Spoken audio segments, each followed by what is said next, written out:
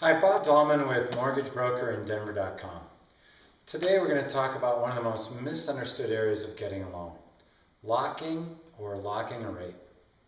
You know, you don't just call a bank and set aside $500,000 and tell the bank, set this aside and lock it down at this rate for me because the rates are good today.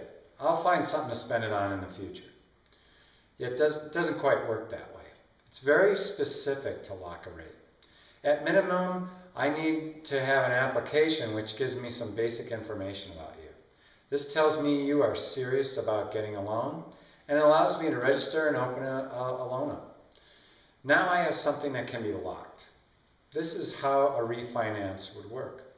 On a purchase, there is nothing that can be locked until you have a signed contract on the purchase. It has to be on a specific property on a specific transaction. So it's always a judgment call on when to lock. Let's say you have the purchase contract or you know you want to refinance and you started the procedure.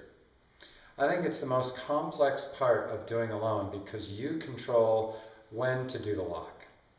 The longer the time period that you ask the bank to lock that rate, the most risk to the bank that those rates may change. The more expense that rate will become, either with fees or the interest rate. On the other hand, the shorter the period, the less expensive that rate will be. Let's say you have a purchase contract on a property to close in 45 days. You don't have to lock your rate today or even tomorrow. You have roughly 10 days before closing to lock your rate. So you could lock the rate anytime within those 35 days. So when should you lock? I can provide you with daily information. I can give you my opinion on what's going on in the market, but you will have to make the decision. The earlier you lock the rate, then you won't have to worry about it and you can get on with other facets of the closing.